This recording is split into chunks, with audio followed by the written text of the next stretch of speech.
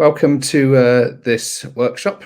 This is doing customer experience brilliantly. My name's Dan Pratt. I'm the founder and director of DAP Consultancy Limited, and I am a customer experience specialist and consultant. So I've worked within customer experience positions for the last 10 years across multiple areas and multiple industries. So today's session will be broken into three areas: reasons why customers leave you and how to prevent it, the importance of availability and building brand loyalty, and top tips to improve the customer experience that you and your team can take away and provide in your day-to-day operations. So first area, reasons why customers leave you and how to prevent it.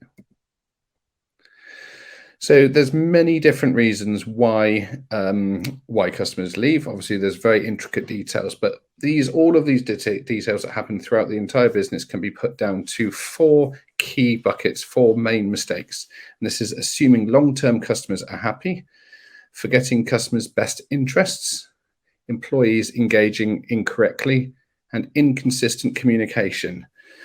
So if these get identified, and if these are put to the forefront of the business's mind, then you should be okay. So, for example, long-term customers, they've been with you for a long time, and people tend to forget about them. But a lot of the hard work was put in to get them, so now's the time to keep them. So when it's their birthday, for example, drop them a message, give them courtesy calls. If there's many different ways that this can be done to keep them known, keep them there, and keep people knowing that they're cared for.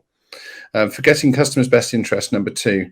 So as the business develops and the world develops, we need to make sure that we are still providing what our customers want, what they signed up for, and is their wants, needs, and expectations changed? And if so, we need to adapt.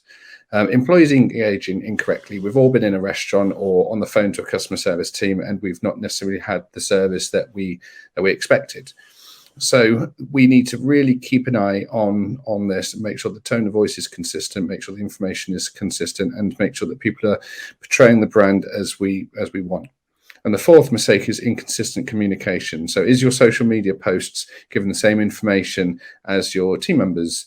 Is the CRM activity given the same information as many other routes where you can communicate with your customers through various different channels? This all needs to be aligned. Another reason why customers may leave is the detrimental effect that review sites such as TripAdvisor or Trustpilot can have. And I said detrimental, but it can be turned around and used as a positive. So review sites and social media can be used as a very positive form to create better business leads and interests for you. I won't go through all of the facts here. You can have a look and scan through yourself. But just a couple of key takeaways from this slide. 90% of consumers read online reviews before visiting a business. And 9 in 10 consumers, an online review is as important as a personal recommendation. And taking right down to the bottom there, on average, a 1-star increase on Trustpilot or TripAdvisor can lead to between 5 and 9% increase of business revenue. So it's very substantial and very important. And negative reviews, they can be looked at as a free source of information. So you're not paying for insights, not paying for data or anything like this. This is a great source of customers giving you free advice on how to improve your business. So embrace it and cherish it and reply accordingly. And there's going to be negative reviews. That's part and parcel. The page would look a bit weird if it's full of just 5 stars. So we need these to make it look normal. And also, when you do receive a low scoring review, engage with it and respond appropriately. Take it offline if need be, but showing your side of the story and showing that you're responding really cares and shows the customer that you're there for them and potential customers as well. So goodwill is also a great way of stopping customers leave. So goodwill has always got a negative connotation whereby it's generally used for recovery. So used in order to, if somebody's made a complaint, to offer a goodwill gesture as compensation. But it should be used for that purpose, but also in a positive light as well. It encourages brand loyalty. If you continue to offer goodwill gestures, like I said, for someone's birthday, offer them a free bottle of wine if you run a restaurant, if whatever it may be. It creates loyalty and keeps these long-term customers. Encourages forgiveness. If people are receiving goodwill gestures, it shows that they are not owed something. It shows that they are being looked after and they are more forgiving. Sets you apart from the competition, because a lot of the competitors won't be doing this because they deem it as an expense, whereas it should be looked at as an ROI, and it is definitely a return on the investment. And it also improves the value of your business because it creates a perception that the business is able to do this, and creates that everything else that goes along with that, such as the loyalty and the high expectations and the high interpretations that your brand can offer. We now move into the next section, next part of this section, which is that good is no longer good enough. So if an aircraft or flight that you're on gets you from A to B on time, that's the minimum that you expect. So good is not good enough anymore. You expect to be treated politely by the air stewards or the cabin crew. You expect to be treated well in the build-up, for example, in the airport, in the queuing process. Expect to be looked after in a correct way. And that's just looking at an airline specifically. And these kind of things need to be addressed in all areas of the business. We need to excel and make every customer feel special. So some of the reasons why good is no longer good enough is that the service isn't fast enough, the service isn't personalized enough, the service isn't connective, and the service is reactive rather than proactive. So personalized, people don't want to become a number. They want to be addressed by their name, by their situation, and the way that they are how they are with your business. Service isn't connected, so all the dots are not connected. So when somebody calls up to speak to you, is all the information there on their account? Is the information that they spoke to, when they spoke to the person previously, is that information being passed across? Is their account information there? Is their account history there? And so forth. So it needs to be connected, and also reactive. People don't just want to speak to a company when something's gone wrong. They want the company to be there to showing that they are going to continue to push it right going forward and indefinitely. So looking at what we can do to make sure that things are good going forward is shout about your brand insurance. And I don't mean financial insurance from an insurance company. I'm talking about what you will offer if something goes wrong.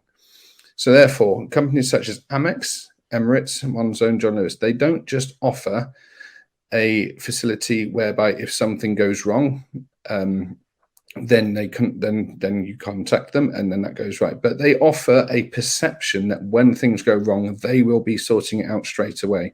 So for example, if you lost your Amex card, this happened to one of my colleagues, they were in New York, and within 24 hours, a new Amex card was in a bank of their choice near to where they were staying in New York. Another friend of mine used a lesser known bank that hasn't got the credibility that Amex has, lost her bank card, and it took 2 weeks to get a new one. Emirates, if your flight is cancelled and you miss your connection, Emirates will do all they can to put you onto a better flight, or put you onto a new flight rather, or put you up in a hotel, whereas some lesser, cheaper airlines probably won't go to the lengths that Emirates do. So people, same as Monzo, same as John Lewis, if you're returning an item in John Lewis, you know that it's going to be straightforward, whereas other companies may be a bit more tricky. And these companies offer this insurance as a way of encouraging new customers. So you're not just paying a premium for the product, you're paying a premium in order to know what's right, what's coming and what's right. So this is how you need to shout about all the good things that you can offer to get that customer's choice. In the simplest ways, 30-day money-back guarantee is an old school method that's been used, and we need to take that into the modern times. So here we would be asking any questions. But we're going to move past this point for now for the purpose of this, and move into the second section, which is the importance of availability and building brand loyalty. So in order to do this, you have to understand your customer types. So there's 4 different types of customers. There's price buyers, relationship buyers, value buyers, and poker player buyers. Understanding each area means you can set your business up for success and be able to adapt to these customers. So price buyers are purely there for the price, as this name states, the cheapest price possible. Relationship buyers, they're looking for a long-term relationship and then have invested interest in the whole business as a whole, the suppliers, the story. Value buyers are looking for a kind of combination between relationship and price, and want to amalgamate this together to create a good value for money. So a good price for what they're getting rather than just price or what they're getting. And poker player buyers They want to basically get the best value for the lowest price. And when you look at let's look at supermarket, for example. So we've got price buyers, which would be Aldi or Lidl, relationship buyers, which would probably be Waitrose, and value buyers, which would be Sainsbury's. And each business conducts their operations and their target market in accordance to their target market, their target customer type. And this is what you need to do as well, is make sure that you are adapting to your customers that you are trying to appeal to, and not try to do too much at once. So being in the right place at the right time. We can't be online or have a call center operational 24 hours a day, 7 days a week, 365 days a year. It's not possible unless you're a big company like Amazon or HSBC or something like this, where they have the facilities to be able to do it. So what we need to do is make sure that we are offering a certain level of agreement. So self-help and knowledge-based platforms are great. It's automated self-help. Customers can find the answers they want through a knowledge-based, through FAQs, through a chatbot. This isn't always great. Some customers want to speak to somebody, but for example, I travel on Eurostar quite frequently between London and Paris. And if I wanted a quick update on this, come back a few months, on COVID policy, I don't really want to send an email and wait for an answer. I don't want to call up and speak to someone. I just want to see the answer. What's the rules and regulations? And this is where knowledge base would come in. However, if I was overcharged on my bank card, I'd probably want to speak to somebody. So therefore, I'd want to call up and speak to. It's different purposes. So we need to offer a service depending on the different areas of the business. So knowledge-based and self-help is incredibly powerful for the quick questions, for the quick fixes. Selected firefighting times. If we can't be online all the time, we need to give specific times and make promises for that. So if, for example, you say that you'll answer the phone within 2 minutes, or you answer a chat within 2 minutes, then give specific times when that could be done, between say 12 and 2 each day, or between 9 till 5 if possible, or whatever it may be, and choose times which you can commit to and make a promise. And then following on to third point, transparency, managing expectations. Tell these customers this and make sure that you manage their expectations. If you can't get back to them within a day, then let them know. And this is where you set your SLAs and tell your customers what these are. So give them their service level agreements. Tell them how long it would take to get back to them. Tell them how long this particular query will take to manage and find a resolution for. And then fifth and finally, automation is key. CRM notifications, make sure that you're communicating any updates, any service changes to customers in order to fulfill and provide the best possible service. The power and trust and loyalty created by good tone of voice. So each brand is different and you need to have your unique tone of voice. And I don't mean physically talking. So the best, when people communicate, a large part of it is through body language. But if we can't do that through online platforms, through telephone, through email, then tone of voice is incredibly important. So for example, if you're a finance company, you'd probably talk very differently to your customer than a tattoo parlor, for example, or a restaurant would probably talk very differently than an airline. So create your tone of voice and be consistent with that. And that could be through your social media posts, through your telephone conversations, through your emails, and so forth. And the four benefits that this creates is it tells customers who you are, they're familiar. Number two, it's what makes you different. It stands you out from the rest of the crowd. Number three, it helps build trust. People learn to trust a familiar voice and a consistent voice. That's ingrained in us since we were children. And fourth, it can be used to influence and persuade. Use your voice in order to sell your product. So for example, Monzo Bank use a very different tone of voice to HSBC. Both are banks, but very different perceptions and very different tones of voice, and people trust in different ways. So again, this would take us onto the questions, but for now we are going to bypass this and go on to the third and final section of this presentation. So the key takeaways. So what's the top tips to improve customer experience that you and your team can provide? So going through what we've just discussed, remember, happier customers make for better business. This is the key thing. You have to make your business customer-centric and make everybody aware that this is the case. It's not the stakeholders, it's not the investors that pay the bills, that pay the wages. It is the customers that pay the wages. So happier customers make for better business. The happier customers are, the more they'll spend, and everybody's happier. Number two, understand your customers' wants, needs, fears, and expectations. Ensure that you understand your customer and manage those correctly. Number 3, treat each customer individually. Make every customer feel special. They are not a number, and make sure you have all the relevant information to be able to speak to each customer in a way that's personal to them.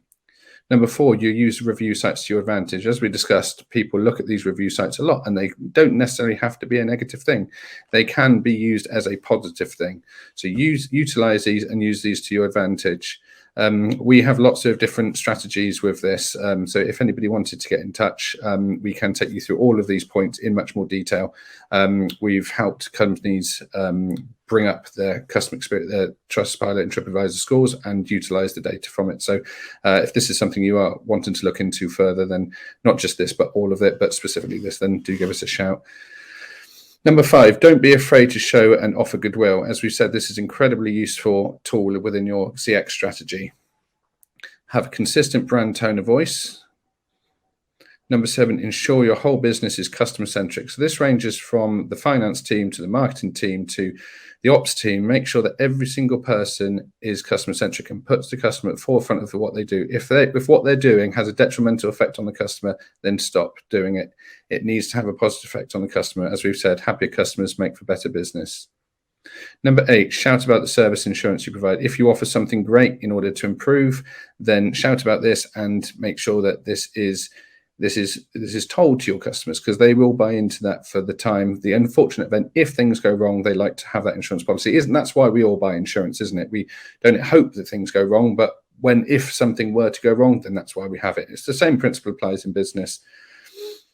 Number 9, utilize self-help and automation. Knowledge bases, FAQs, chatbots, they will really help, firstly, lower ticket numbers, and that will save costs through money in order to cover these. And these are quick answers, and it will also provide a better customer experience as well, because customers can receive the answer that they want instantly when they want it.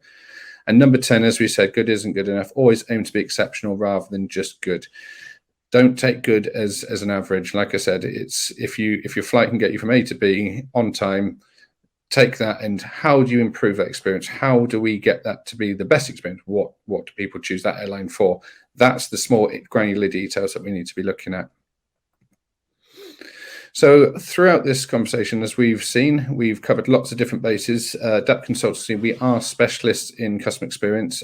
We build strategies and various other areas of CX. So check out our website, and I'm more than happy personally to have a free 30-minute consultation with anybody that's watched this. If you would like a consultation with me, or you'd like to speak to me, like I said, free of charge, I can give you some tips and hints on your business. You can explain to me the challenges you have, and we can go through this. You can scan the QR code on the screen now, or you can book at dapcx.com. Also on our website, we have an extensive knowledge base, as we touched upon with self-help. We have lots of useful tools, insights, white papers, articles, models, and industry thoughts on our website.